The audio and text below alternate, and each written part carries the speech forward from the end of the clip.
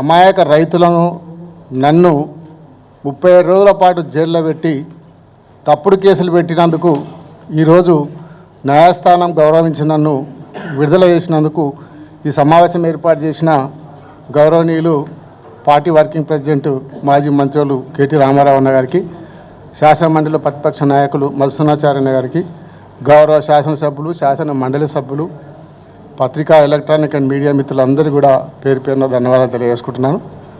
మీరందరూ చూస్తూ ఉన్నారు, ముఖ్యమంత్రికి ప్రజలను డైవర్ట్ చేయడానికి ఏదైనా ఒక ఇష్యూ తీసుకురావాలి, ఇచ్చిన హామీలు ఎగగొట్టాలి, 6 గ్యారంటీలు ఎగగొట్టాలనే ఉద్దేశంతోనే ఒక రాజకీయ కుట్రలో భాగంగానే ఈరోజు రేవంత్ రెడ్డి గారు నాపైన, రైతులపైన కేసు పెట్టడం జరిగింది.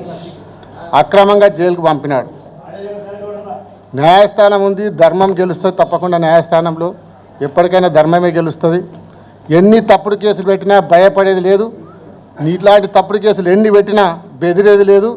ఎన్నిసార్లు అయినా ప్రజల కోసం, రైతుల కోసం జైలుకోవడానికి సిద్ధంగా ఉన్నాం. మేము ఎన్ని తప్పుడు పెట్టినా ఎవరు కూడా భయపడం.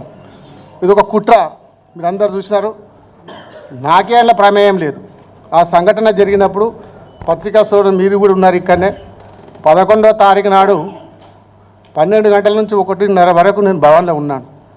ప్రెస్ మీడియాలో నేను, శ్రీనివాస్ గౌడ్ గారు, ఆల వెంకటేశ్వర రెడ్డి గారు, ఆ రోజు గత కన్నా ముందు 10వ తారీఖు నాడు ముఖ్యమంత్రి గారు అక్కడ మహబూబ్నగర్ పార్లమెంట్ పోయినప్పుడు అక్కడ ప్రసంగించిన దాని మీద కౌంటర్గా మేము అందరం ప్రెస్ పెట్టినాం.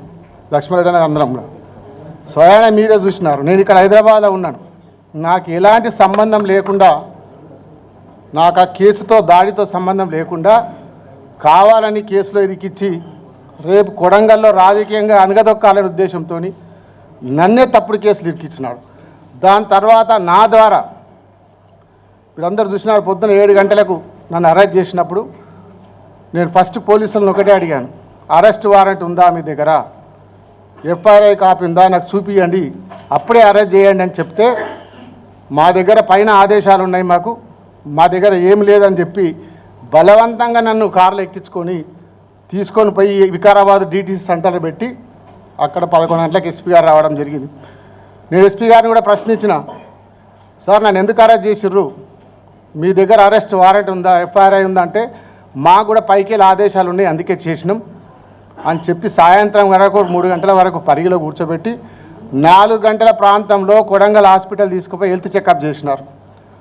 ఆ హెల్త్ చెకప్ టైంలో అన్ని పేపర్ల మీద నా దగ్గర సైన్ పెట్టించుకొని నాకు చదవడానికి కూడా అవకాశం ఇవ్వకుండా, మా అడ్వకేట్ చదువుకోవడానికి వీలు లేకుండా డైరెక్ట్గా జడ్జి గారి ముందర ప్రొడ్యూస్ చేసినారు.